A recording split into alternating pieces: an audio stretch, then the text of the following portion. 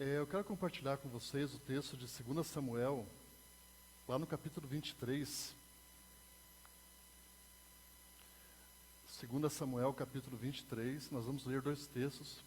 Primeiro é 2 Samuel, capítulo 23, do 8 até o 11.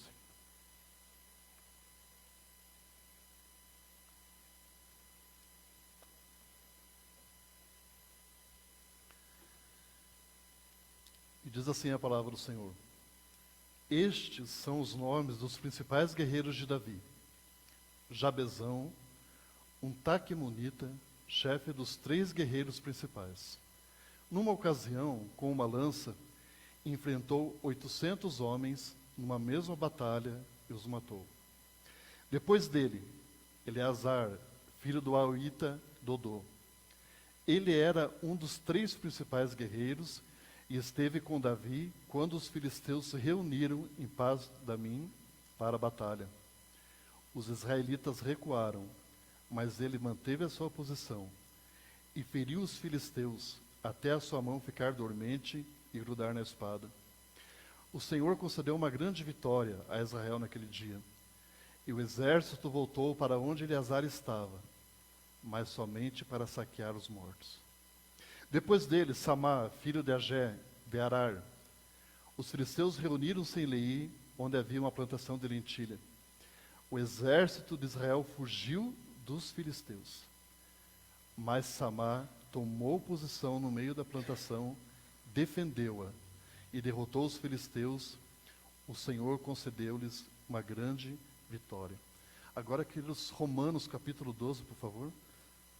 Vamos ler o texto de Romanos capítulo 12. Obrigado, meu amado.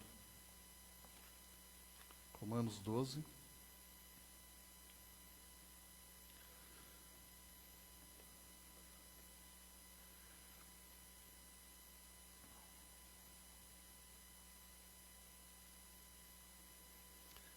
Diz assim a palavra do Senhor: Portanto, irmãos, rogo-lhes pelas misericórdias de Deus que se ofereçam em sacrifício vivo, santo e agradável a Deus. Este é o culto racional de vocês. Não se amoldem ao padrão deste mundo, mas transformem-se pela renovação da sua mente, para que sejam capazes de experimentar e comprovar a boa, agradável e perfeita vontade de Deus. Por isso, pela graça que me foi dada, digo a todos vocês: ninguém tenha de si mesmo um conceito mais elevado do que deve ter, mas, ao contrário, tenha um conceito equilibrado, de acordo com a medida da fé que Deus lhe concedeu. Assim como cada um de nós tem um corpo com muitos membros, e esses membros não exercem todos a mesma função, assim também em Cristo, nós que somos muitos, formamos um corpo, e cada membro está ligado a todos os outros. Temos diferentes dons de acordo com a graça que nos foi dada. Se alguém tem o dom de profetizar, use-o na proporção da sua fé. Se o seu dom é servir, sirva. Se é ensinar, ensine. Se é dar ânimo, que assim faça. Se é contribuir, que contribua generosamente. Se é exercer liderança, que a exerça com zelo. Se é mostrar misericórdia, que eu faça com alegria. Amém?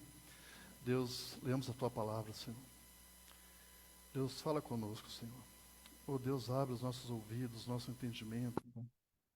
Deus, para que possamos compreender.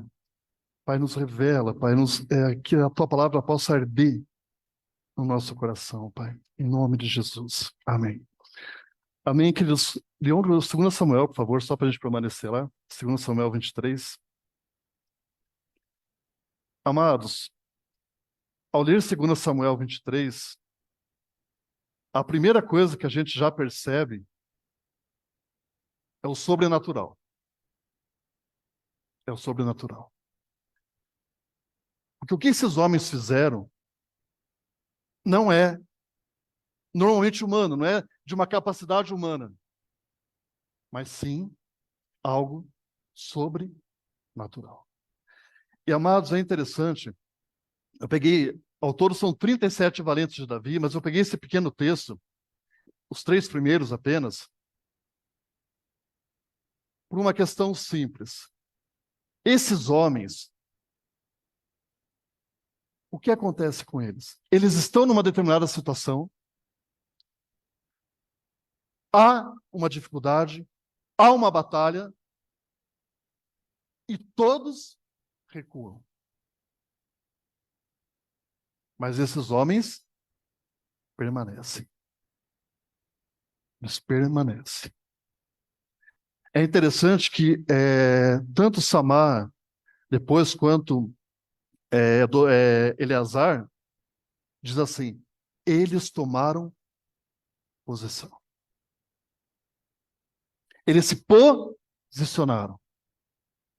Diante da dificuldade, da circunstância, ainda que todos fujam, ainda que todos saiam, ele toma posição.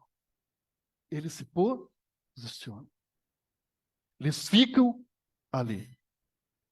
Amados, por que eu relacionei esse texto com Romanos? A Bíblia diz que nós somos um corpo. Um corpo em Cristo. E cada um de nós, cada membro, tem uma função. Se lá Romanos fala que nós entregamos a nossa vida a Cristo, que é o culto, este é o culto, a entrega, a vida a Cristo. Nós fazemos parte desse corpo. Fazendo parte desse corpo, nós temos uma função.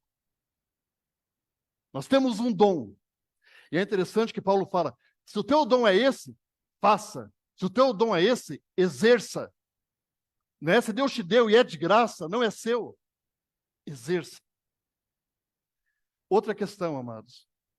Diante disso, ali fala, tanto com Samar quanto com Eleazar, quem que deu a vitória? O Senhor.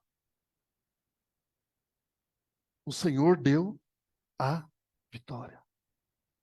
O Senhor deu a vitória. O Senhor deu a vitória. E de Eleazar, Damas, eu acho interessante que ele fala assim, no versículo 10. Mas Samar, ele manteve a sua posição e lutou até a sua mão ficar dormente e a espada grudar na sua mão. Amado, o que é espada? A Bíblia nos fala isso em Efésios. A palavra de Deus. Efésios, ele fala da armadura de Deus. E toda armadura, mas ela tem sempre uma questão de defesa. Mas há um item da armadura que ela é tanto de defesa quanto de ataque. E chama-se a espada, a palavra de Deus. Por isso que Jesus nos ensinou na tentação do deserto. Sem discussão, ele apenas dizia, está escrito. Está escrito. Está escrito. E amados, fala que esse homem lutou tanto que essa espada, ela entrou na mão dele, ela grudou na mão desse homem. Ela fez parte do corpo daquele homem. De tanto que ele lutou. E a pergunta é, amados, o quanto a palavra de Deus, ela realmente, ela faz parte da nossa vida, e quanto mais nós a lemos, e quanto mais nós lutamos com ela, nos defendemos com ela, mais ela vai fazendo parte da nossa vida. Já não é apenas uma leitura, mas ela faz parte, ela está enraizada em nós, ela está firmada em nós, que é o próprio Cristo. Amados, e Paulo fala que a nossa luta, ela não é contra carne e sangue. Como é difícil a gente perceber isso. A nossa luta não é contra carne e sangue, mas sim principados, potestades, dominadores do ar. E as nossas armas são carnais? Não. Espirituais. Mas nós muitas vezes, queridos, eu falo por mim, nós tentamos lutar no mundo espiritual com as armas da carne, com as armas da terra. Então, discernir isso, como aqui Eleazar, lute com a arma certa. Lute junto, lute. Mas, amados, esse discernimento de a gente perceber que a luta não é contra carne e sangue. Nós precisamos ter esse discernimento e perceber o que está acontecendo. E ao invés de a gente tentar resolver do nosso jeito, a gente fazer o quê? Buscar do Senhor. Quem dá o livramento, amados? As armas são de quem? Do Senhor. Quem é a nossa armadura? A nossa armadura é Jesus Cristo. Ele é a verdade, Ele é a justiça, Ele é o autor e consumador da nossa fé, Ele é a boa nova, Ele é a palavra. Então nós precisamos ficar revestidos de Cristo. Eu tenho um amigo que é militar, e um dia ele precisava ficar de plantão, porque havia uma situação lá que podia precisar dele. Eu disse a ele assim, puxa, é complicado, né, você ficar de plantão, tem que colocar farda. Ele falou, Carlos, nós já dormimos com a farda e armados. Não dá tempo. E é interessante, amado, que nós, como cristãos, a gente precisa ter isso. Nós não sabemos em que momento isso vai acontecer. Mas nós precisamos estar preparados. Queridos, aqui, cada um desses homens lutou de forma sozinha. Não tinha ninguém. Não tinha ninguém. Quantos de nós você já ficou em batalha sozinho? Solitário. Quantas batalhas sozinho você já não travou? Quando não tinha ninguém perto, quando todos fogem, ou até Deus permite que não chegue. Mas, amados, essas batalhas, individualmente, aí eu estou falando individualmente, elas vão nos fortalecer. Elas vão nos fortalecer. Davi, antes de matar Golias, ele tinha matado um leão e um urso. Ele falou isso na hora da batalha. Eu já lutei com urso, já lutei com leão. Deus vai me entregar esse gigante na minha mão.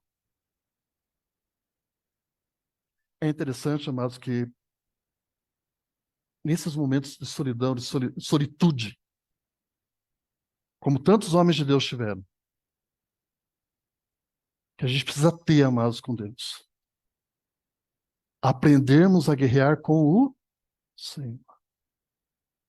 Nos fortalecermos no Senhor. E é interessante, amados, porque como eu relacionei com Dom, aqui fala que o exército fugiu. Não foi a população que fugiu na batalha aqui. Foi aqueles que se diziam o exército de Deus. Foi aqueles que se diziam o povo, os guerreiros. Na hora da batalha ferrenha, foge. Amados, nessa minha caminhada com Deus, essa questão de você descobrir o teu dom. Até você perceber, Deus, qual é o meu lugar nesse corpo? Que eu tenho lugar neste corpo. Mas no começo, eu lembro da minha caminhada, então, você faz muitas coisas, parece que está procurando, né? Então você evangeliza, você ajuda ali, ajuda aqui, vai na intercessão, participa. Aí você fica. Mas aí uma hora parece que Deus começa a falar, Ele vai te separando, Ele vai te mostrando, e você entende. Puxa, isso é o meu lugar no corpo. É assim que eu vou lutar. E se a gente, às vezes, talvez você não tenha muita certeza disso, fala, Deus me mostra, me ajuda, Senhor. Por quê, amados? Por quê? Porque eu vejo quando a gente entende isso, e eu percebo nas pessoas, os irmãos, quando ela tem um chamado, quando ela tem uma questão de fazer, ela faz. Independente da situação. Vamos combinar para o evangelismo. Puxa, não veio ninguém. Já que não veio ninguém, eu também vou embora. É essa atitude? Eu conheço gente que não vai. Eu tenho uma pessoa conhecida da minha família, que ele é um evangelista. Um dia ele me liga. Carlos, o pessoal da igreja não preparou nada no carnaval. Você quer ir comigo? Eu falei, vou. Mas se eu falasse, não vou, sabe o que ele ia fazer? Ia do mesmo jeito. Ele ia. Ele ia, mas porque quando você tem essa paixão, esse amor pelo que você tem, pelo teu dom, pelo que você faz, você não vê dificuldade. Ainda que todo mundo vá e saia, você fica. Você continua porque você entende que Deus te chamou para aquilo, que Deus te chamou para você lutar, que você tem e Deus te chama e você não consegue não fazer aquilo. É interessante aqui que depois a outra, com o próprio Eleazar, que ele vence a batalha. Quando ele vence, mas sabe o que acontece? Os que tinham fugido voltaram. Sabe para quê? Para só pegar os despojos. A visão que eu tenho, queridos, assim, na minha imaginação, é Eleazar lá lutando, batalhando com a espada, ali fazendo, se colocando na presença do Senhor. Aí ele vence. Quando acaba a batalha, imagina ele voltando, como quem diz, Senhor. E o povo correndo para pegar o despojo, correndo para pegar as riquezas, vamos correndo para pegar a bênção. Mas aquele homem não. E outra, quando você tem um dom, amados, você nunca vai usar o seu dom pensando em você. É o que o Coríntios fala, que Paulo fala aos Coríntios. Sempre vê a questão do todo. Aqui depois aparece Samar, ele defendeu a alimentação, a plantação. Se ele fosse um cara egoísta, ele falava, vou pegar aqui um pouco para mim e deixa que os filisteus levem o restante. Ele defendeu, amados, porque aquilo era para o povo dele. Era para ele. Então, meus queridos, a primeira questão, essa questão individual. Essa questão, amados, da gente entender individualmente as nossas batalhas. O que a gente vai fazer quando não tem, quando não dá certo, quando não tem a situação. Puxa, eu vou fazer o louvor, apagou a luz, não tem um instrumento. Ah, não vou fazer. Amados, essa certeza. Essa certeza. Meus queridos, eu vou citar aqui algumas coisas, instrumentos apenas. Vocês me ajudam. Aqui, esse instrumento faz diferença. Cajado. Cajado. Pastor. Uma figura da Bíblia que usa cajado. Moisés. Pedra e uma funda. Queixada de jumento. Manto, azeite e farinha. Eliseu. Elias. Trombeta, jarros e tochas. Lenços e aventais. Paulo. O que estão essas coisas, amados? Apenas instrumentos. Qual era a diferença? Na mão de quem eles estavam. Cada um de nós, amados, como Paulo fala, nós somos apenas vasos de barro. Vasos de barro. A questão não é quem nós somos, é na mão de quem nós estamos. É nas mãos dele, amados. É nas mãos dele que se faz diferença.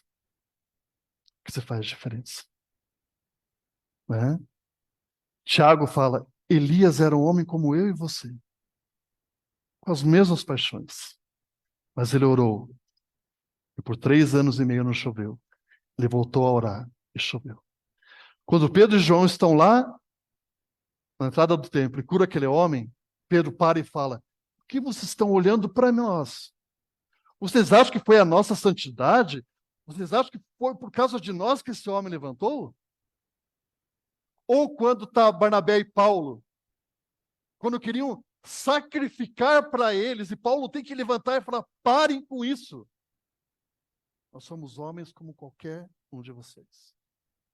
Ou nas palavras de Sansão: sem o Espírito de Deus, eu sou como qualquer outro. Então, amados, é a questão aonde nós estamos. Na Bíblia, a mensagem, quando Jesus envia os discípulos, diz assim: não pense que será preciso iniciar uma campanha para levantar fundos antes de começar. Não será necessário muito equipamento. Vocês são equipamento. Né? Por isso que Jesus falou: não leve nada, vocês, né? Vocês são equipamento. Vocês são as minhas armas. Né? Eu queria rapidamente, amados, falar de alguns homens que com certeza você já ouviu falar. Eu escolhi 3 aqui. William Carey. Quem já ouviu falar em William Carey? O pai das missões. Aqui diz assim, vou só resumir rapidamente a questão desse homem. Diz na época que a denominação de Carey, que ele pertencia, achava-se em grande decadência espiritual. Quando ele quis introduzir o assunto de missões numa sessão de ministros, ele foi repreendido pelo venerável presidente John Hyland, que lhe disse: jovem, assente-se. Quando Deus resolver converter os pagãos, ele vai fazer isso sem a sua e a minha ajuda. Mas Carey continuou sua propaganda pró-missões estrangeiras. Ele usava Isaías 54:2 com o texto e pregava sobre o tema: esperai grandes coisas de Deus, praticai proezas para Deus. Fala que quando ele foi viajar, amados, a esposa e os filhos não queriam ir com ele. Ele disse assim: se eu possuísse o mundo inteiro, eu daria alegremente tudo pelo privilégio de levar-te e os nossos filhos comigo. Mas o sentido do meu dever sobrepuja todas as outras considerações. Não posso voltar atrás, nem incorrer em culpa para a minha alma. Né? William Carey começou as missões na Índia, perdão. Amados, mesmo quando alguém diz para ele: não dá, desista, isso não vai acontecer. Mas essa chama, amados, que é mais forte do que a gente consegue conter, fez com que esse homem fosse à frente.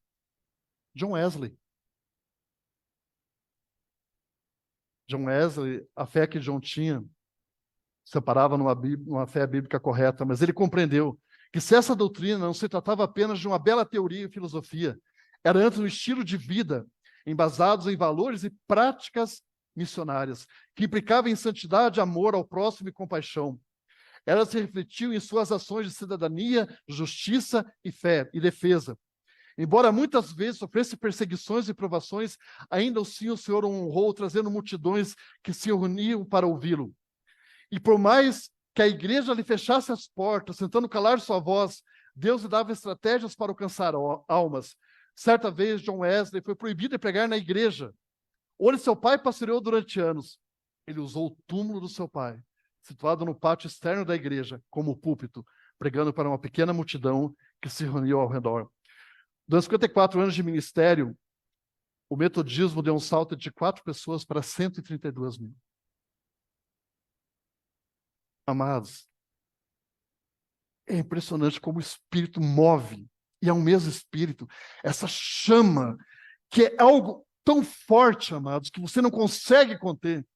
Não importa, eu prego, até porque, amados, a gente tem uma ideia, que às vezes a gente acha assim, que a gente é filho de Deus, quando eles falam ali em posicionamento, que aqueles homens se posicionaram, eu preciso ter esse posicionamento. Quem eu sou? Eu sou um filho de Deus. A quem eu pertenço? Qual é o meu reino? Qual é o meu valor? Parece que algumas pessoas têm uma caixinha. Eu tenho o meu trabalho, eu tenho meu lazer, eu tenho minha família, eu tenho isso e eu tenho Deus. Não, nós somos em todo o tempo, aonde quer que seja. Você é um pastor em qualquer lugar, você é um evangelista em qualquer lugar, você é um adorador em qualquer lugar. Davi, ungido rei, foi para uma caverna. O que ele foi lá? Foi rei lá. Ele foi para os inimigos. Ele era rei lá. Não importa onde ele fosse. Não importa, mas você pode estar no meio da igreja, pode estar no meio das ovelhas, ou pode estar no meio dos lobos. Você continua sendo filho de Deus. E por você que Deus faz as coisas. É interessante, amados. Peço a algumas pessoas. A gente vê o poder de Deus, as pessoas falam, puxa, estou em tal lugar, está acontecendo isso, está tendo uma luta. Mas, amados, me diga uma coisa, aonde foi que o evangelho entrou? Jesus, os discípulos, que não causou transtorno. Que causava, porque, amados, é a luz invadindo as trevas. Jesus falou, as portas do inferno não prevalecerão contra a igreja. Pronto. Às vezes as pessoas têm a ideia que a porta, que o inferno está vindo para cima da igreja. Gente, o que é a porta? É o último recurso de defesa. É o último recurso de defesa. E Jesus garantiu, essas portas não vão prevalecer contra a igreja. Jesus disse, eis que vos dou poder para pisar serpentes, escorpiões, toda a força do inimigo, e não vos fará dano algum. Outro homem, John Bunyan. Quem já ouviu falar em John Bunyan? Escreveu O Peregrino. Aonde? Na cadeia. Não sei como é que está hoje, mas era o segundo livro mais lido depois da Bíblia. E fala que em 1660 ele foi preso por não ser licenciado para pregar pela Igreja da Inglaterra e por não se adequar aos padrões da liturgia anglicana. Essa prisão causou grande opressão em sua família e houve um interrogatório com a sua esposa. Ela disse que o marido jamais deixaria de pregar. O próprio Bunyan confirmou, quando lhe foi oferecida a liberdade em troca da renúncia à pregação. Ele disse, se vocês me soltarem hoje, amanhã eu estou pregando. Essa sua determinação lhe custou 12 anos de prisão. 12 anos de prisão, amados. Após os 12 anos, ele foi solto por um decreto de indulgência religiosa. Aí foi licenciado para pregar com o pastor de uma igreja. Um celeiro virou edifício religioso e ali Bunyan pregou até a sua morte. Entre 1675 e 77. Talvez foi nesse tempo que ele escreveu O Peregrino. Bunyan deixou suas posses para a família para essa não ser prejudicada. Em agosto de 1688, ele viajou 80 quilômetros a cavalo para pregar em Londres, debaixo de forte chuva.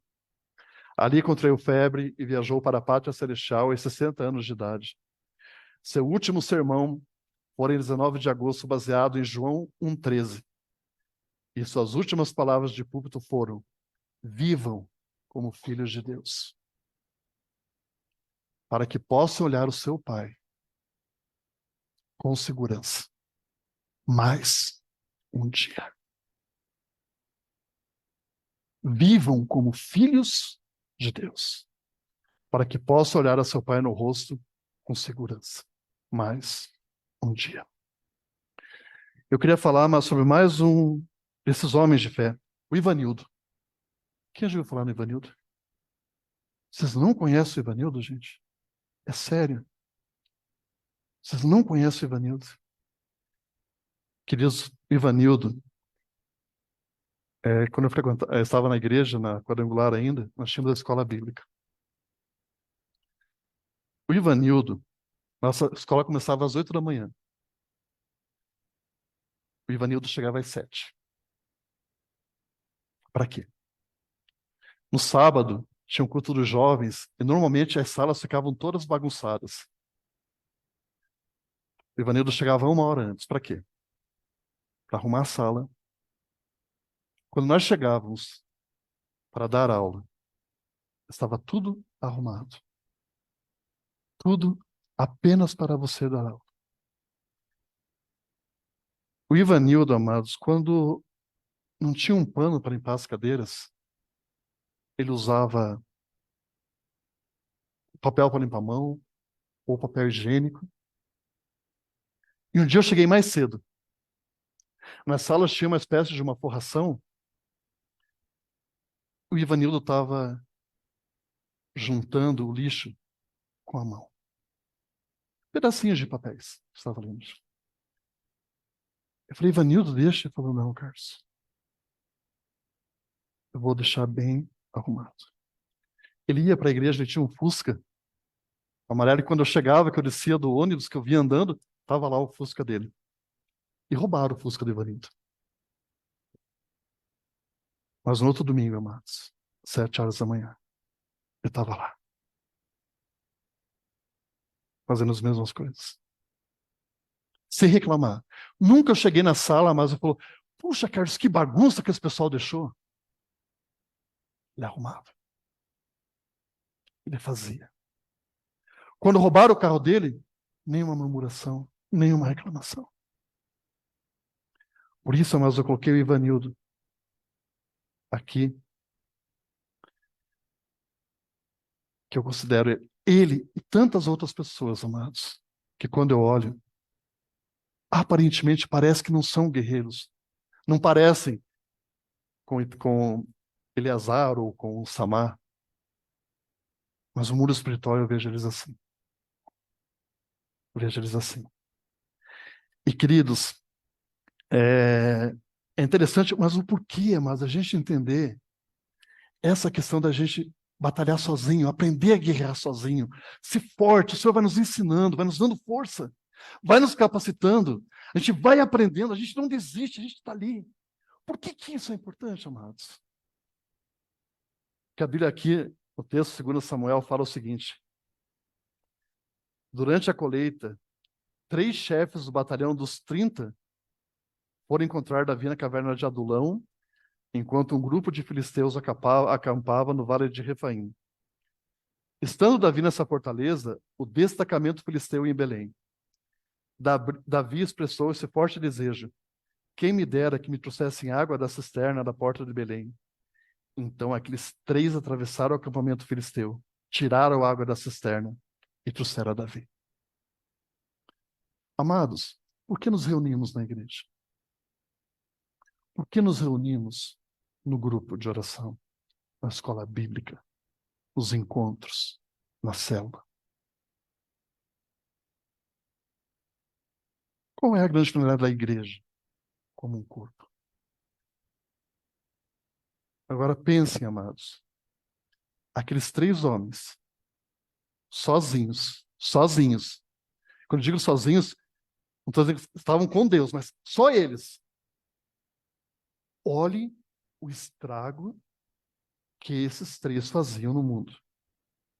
E quando eu estou me referindo ao mundo espiritual, sozinhos. Aí um dia, amados, eles estão perto de Davi. Eles estão juntos. E aqui é um símbolo, amados, de estar perto de Deus. Quando Davi fala assim, puxa, que vontade de tomar água da cisterna que está lá em Belém. O que aqueles 3 fazem? Puxa, Samar, o que você acha da ideia da gente ir lá pegar? Vamos orar? Ah, será? Vamos pensar bem. A Bíblia diz, o texto fala que os filisteus, eles eram como, o exército filisteu era como grãos de areia, onde ficavam. Não, mas tem muita gente. Ah, mas é difícil. Ah, não vai dar. Mas Deus está falando. Vamos esperar mais um pouco. Vamos armar uma estratégia. Foi isso que aqueles 3 fizeram? Não. Fala que os 3 em comum acordo, por isso que a Bíblia fala, o mesmo Senhor, uma só fé, um só Espírito, um só Deus. Na hora, amados, os 3 Vá.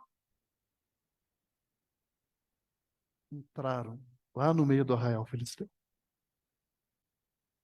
3 homens. 3 homens. Ninguém do exército filisteu se mexe, pelo que a gente entende aqui. Eles vão lá, tiram a água, saem e ninguém, nenhuma luta, nenhuma batalha. Por quê? O que eles pensaram? E esses caras sozinhos já é um problema para o mundo, para nós. Imagina esses 3 juntos. E nós, amados, aonde a gente estiver, nós temos que ser um problema para o mundo. Agora, imagine-se sozinho no nosso trabalho, né? No nosso trabalho, no nosso dia a dia, cuidando das nossas coisas, e no trabalho. Nós somos, queridos, guerreiros do Senhor em todo o tempo. Em todo o tempo.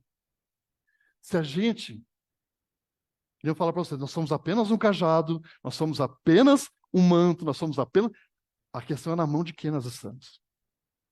Imagine quando nós estamos juntos. Quando estamos juntos. É interessante, mas como essa questão no mundo espiritual, há um texto em Atos 19 que diz assim, que alguns exorcistas tentaram expulsar uns demônios. E falava assim, olhe, nós expulsamos em vocês, em nome de Jesus, a quem Paulo prega. Eles achavam que era uma técnica, eles achavam que era uma fórmula. Aí os demônios falam para eles o seguinte, olha, para eles, Jesus nós conhecemos. E Paulo, nós sabemos quem ele é. E vocês quem são?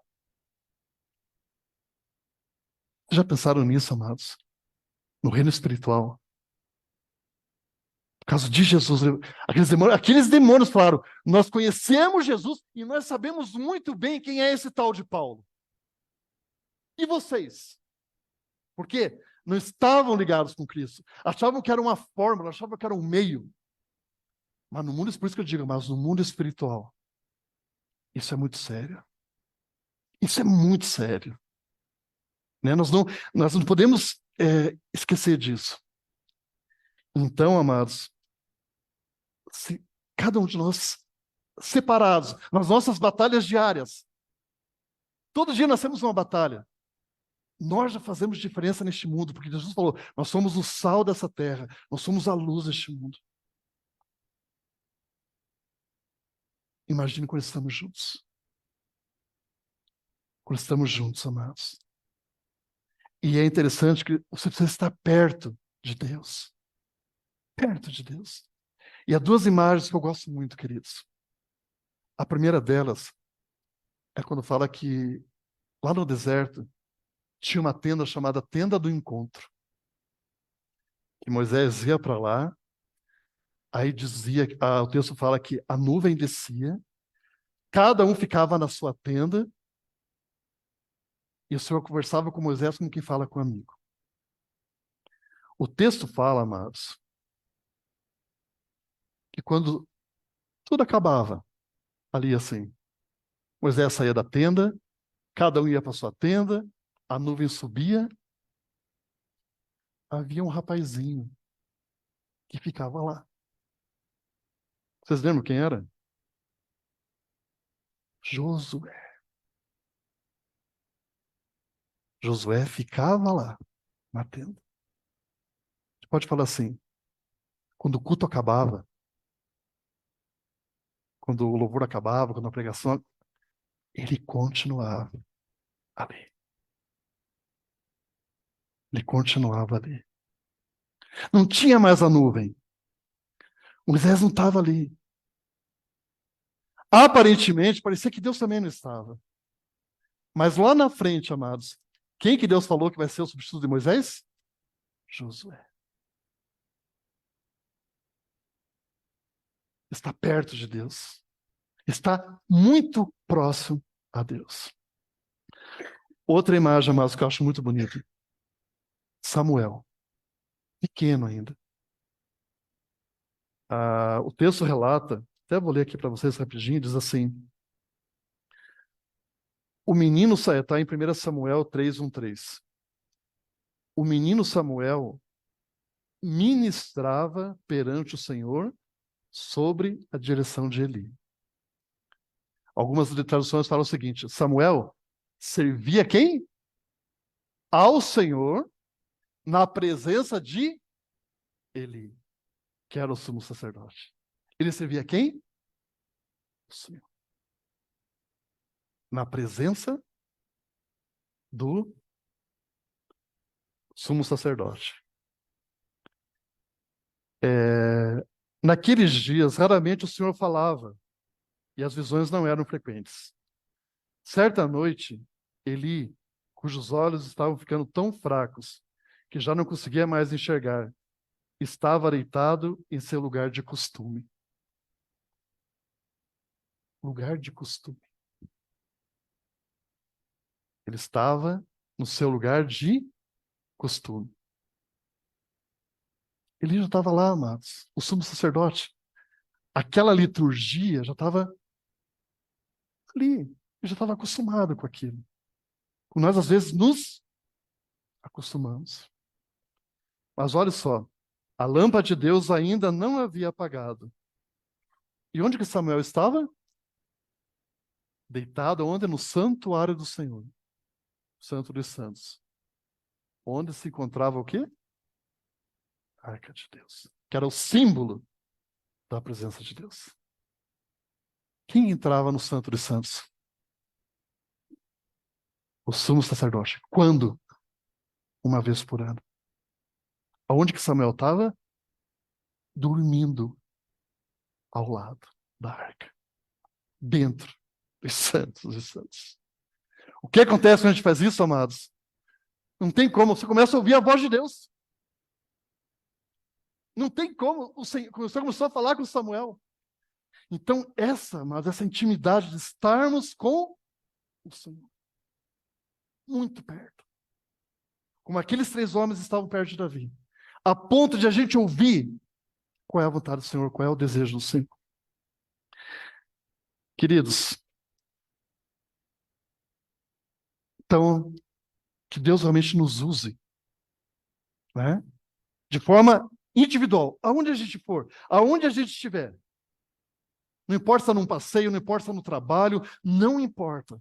Nós somos guerreiros do Senhor. Ainda que os outros digam, não vou fazer, não importa, Deus me chamou para isso, eu vou fazer com todo o carinho do meu coração, eu vou fazer, eu não vou ficar preocupado. Vou falar que está bom ou não está bom, eu faço para o Senhor. Samuel fazia isso. Eu sirvo o Senhor na presença de Eli. Amados, e isso que nos fortalece sozinhos vai nos fazer ficar fortes juntos. Agora, a coisa mais interessante, amados. Aonde que Davi e aqueles 3 homens estavam? Numa caverna chamada Adulão. Na caverna de Adulão. Eu gostaria mais que a gente lesse o Philip Young, lá em 1 Samuel 22. 1 Samuel 22, do 1 ao 2.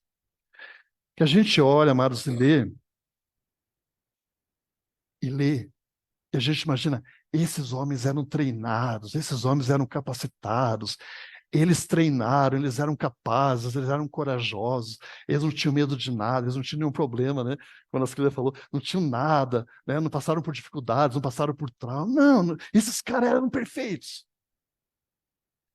1 Samuel 22, 1 e 2, diz assim: Então Davi fugiu da cidade de Gate e foi para a caverna de Adulão. Quando seus irmãos e a família de seu pai souberam disso, foram até lá para encontrá-lo.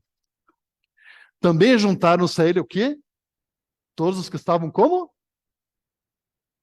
E o que mais? E o que mais? E ele se tornou o líder deles. Havia cerca de 400 homens com ele.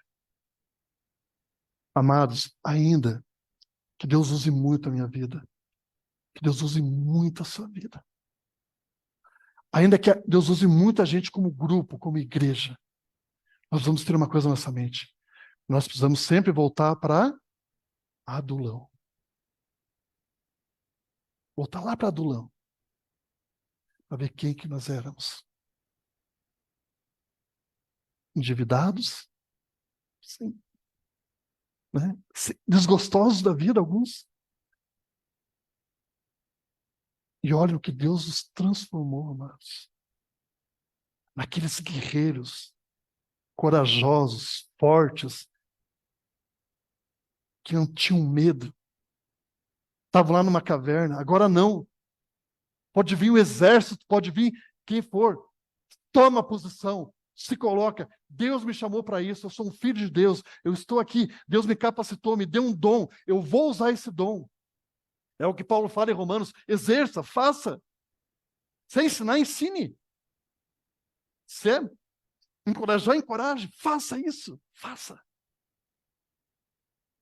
E, amados, precisamos ter essa questão de identidade, de posicionamento. Tem um texto que fala sobre Alexandre o Grande, que numa batalha, eles estavam com um exército menor, e houve um desertor. Houve um desertor. Trouxeram para Alexandre, o grande conquistador. Alexandre perguntou, filho, ele falou, eu tive medo, eu fugi. Qual é seu nome? Ele disse, Alexandre. Né, os fatos históricos dizem que Alexandre olhou para aquele menino e falou o seguinte, ou você muda de atitude, ou muda de nome. Ou você muda de atitude, ou você muda de nome. Amados, e eu falo isso para mim todo dia.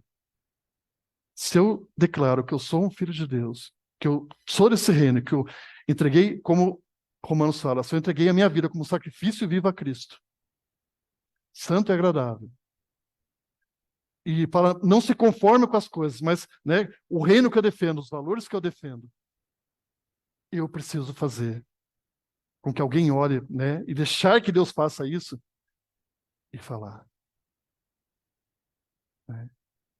Ou a gente muda de atitude, ou a gente muda de nome.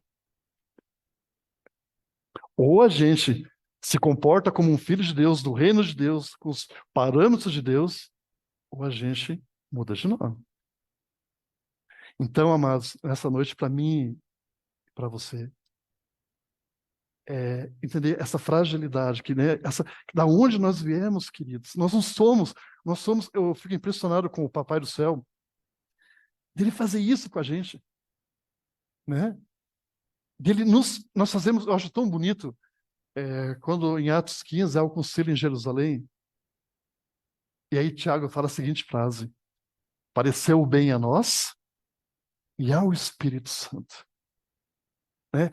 Sabe, mas pareceu bem a nós e ao Espírito Santo. Pareceu bem a nós. Essa intimidade, né? essa presença doce do Espírito Santo. E esse posicionamento, queridos.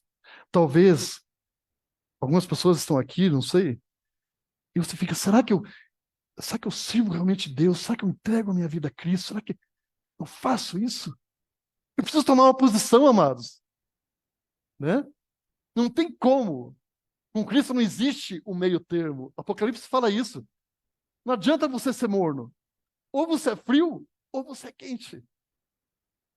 Não existe o meio termo. Eu preciso ter uma posição, eu preciso me posicionar diante disso. Diante do Senhor. Senhor, eu preciso me posicionar diante do Senhor. Né?